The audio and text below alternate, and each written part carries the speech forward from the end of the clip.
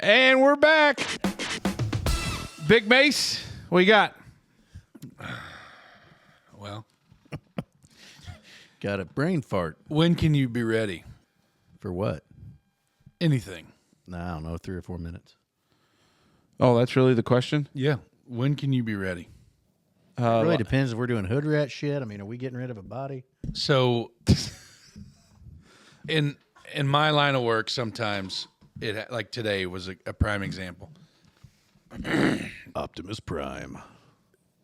Weather was kind of shitty, kind of iffy, so we didn't really get into a bunch. Had everything wrapped up for the week. Just kind of ease into the weekend. Yeah. Had a list, got the list finished, knocked out, everything done, and got back to the shop about 15 or so minutes before quitting time. And we were all kind of just chilling in the break room, waiting to clock out. And the phone rings. And what are you laughing at? It is recording, right? Okay. And the phone rings, and it's the big boss. Love you, babe. And he says, Love you, Jenna Michelle. hey, we need this, and this, and you need to get up here as quick as you can. And everybody's just kind of looking at each other, and it's like, okay, somebody's gonna get hung with overtime. He called me, so that means I got to go for sure. And then like the on-call kid was like, okay, I guess I'm going too.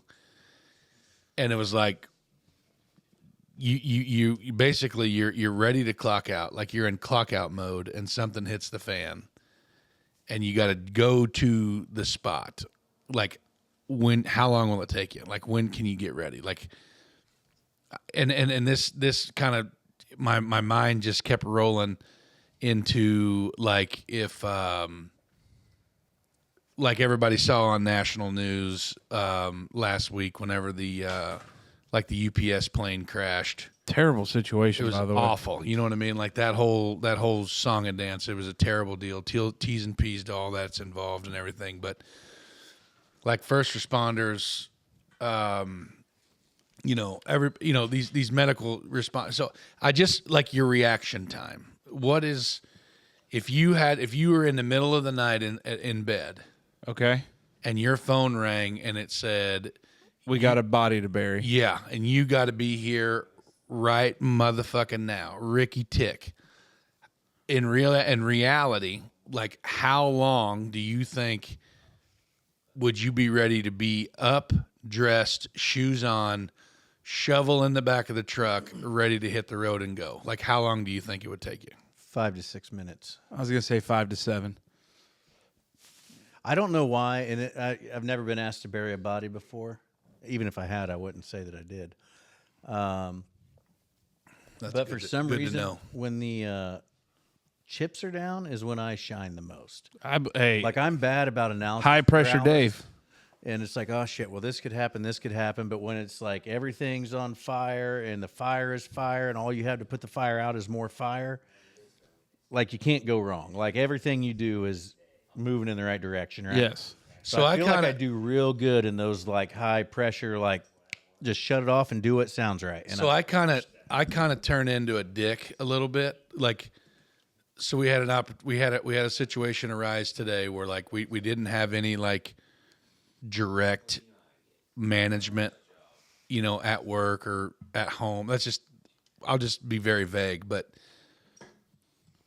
sometimes I could just like basically grab the bull by the horns and be like, okay, this is fucking dumb. Like what we're doing is dumb, and we should probably do it a different way because it's more efficient and we can do it in a better and more productive manner.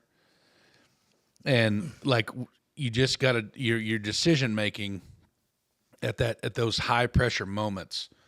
Like when we went through first responder class, the big thing was to not get tunnel vision. Yeah, you can't. Because a lot of guys, they'll just lock in and hyper focus on one thing, and like you can't. You got to stay vigilant. You got to keep your head on a swivel. You know what I mean? And be able to lock in and do whatever you need to do, like almost like fighting fire with fire. You know what I mean? Sometimes I get a little dickish when that stuff happens. You know what I mean? They say I catch a lot of flack. I catch a lot of flack at the barbecue competition because a lot of these guys say, man, you're awful high strung. Like, you need to relax a little bit. Like, I caught a lot of flack over that. I didn't hear that. You know, a little bit. But I just, sometimes. You did. Sometimes I get, I fucking hate sitting so fucking high in the air. I'm sorry. I'm on team low chair. All right. I'm on team low chair. You do you. Do you have a bug out bag? Which I think we've talked about this before. We have. But like, let's revisit it. Do you have a bug out bag?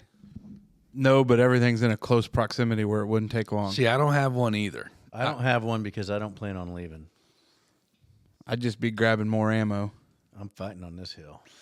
But what if you have to leave? Ain't gonna happen. You mean- I'm gonna run them off.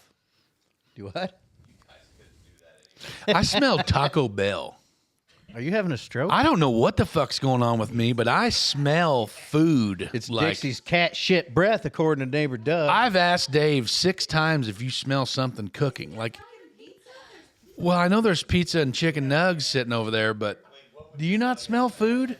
I kind of just smell the freshness of the construction. The poplar. Poplar. That's what I smell. He's sniffing my wood, America. Yeah. So, like your bug out bag, like if you had a designated backpack that would maybe have.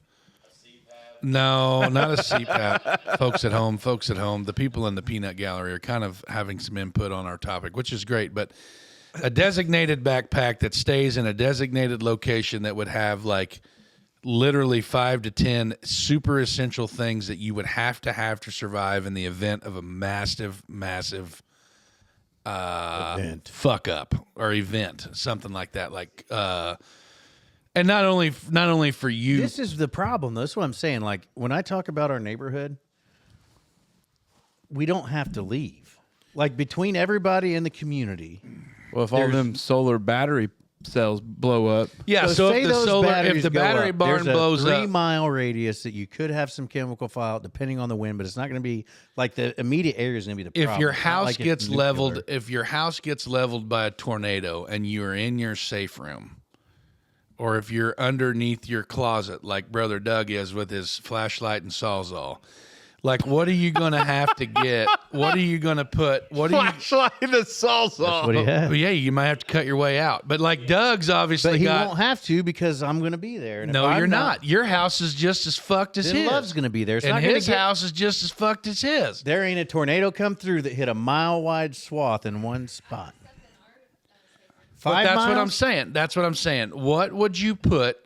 How long would it take you to be ready if you had to respond in this kind of situation? And like, just elaborate. What would you put in that bag? For example, for me, I would obviously put probably a week's worth of my medicine in there, a week's worth of my wife's medicine in there, a first aid kit of some sort. Maybe some sanitary napkins. Your crazy pills, Justine. That's what he's saying. Some sanitary napkins of some sort. You know what I mean? I don't know. I'm not there. I'm not leaving. I got 3 kids and a wife. If you're talking about something the whole family has to go, it's not fast enough. You can't make it happen fast enough. You got to be able to hunker down and have everything you need to survive through. I think the reality is, to Dave's point, you cannot, with like all the kids and everything else, it is very hard to pull a Jason Bourne, Right. throw a couple numbers in a keypad, I'll and buy go. that. I'll buy that. I But think the reality of it is you have to have enough on hand You have at to all make your times. castle to where it is your safe space. King Yeah. of the castle. La la la la la. But what I'm saying though is if your house is burning, let's just say your house is on fire and you got to get the fuck out. Then we're going to the neighbors. And when I say neighbor, I mean Doug's first. What if a massive asteroid hits and everybody's house is on fire? Then Well, we're we're not going to gonna know live about that. it. We're going to die.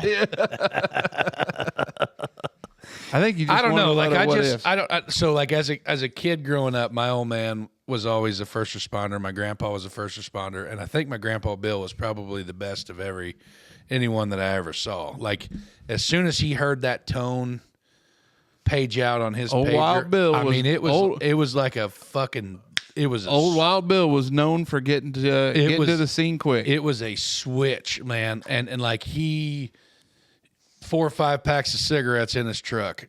had everything that he needed. I've always got some Zen stacked up. Lighter somewhere. fluid ready to go. And like they talked about Lighter that. fluid? Yeah, because if his Zippo ran out, goddamn, you got to have Oh. more. Can't you just fucking spark one up off the damn ground, you know?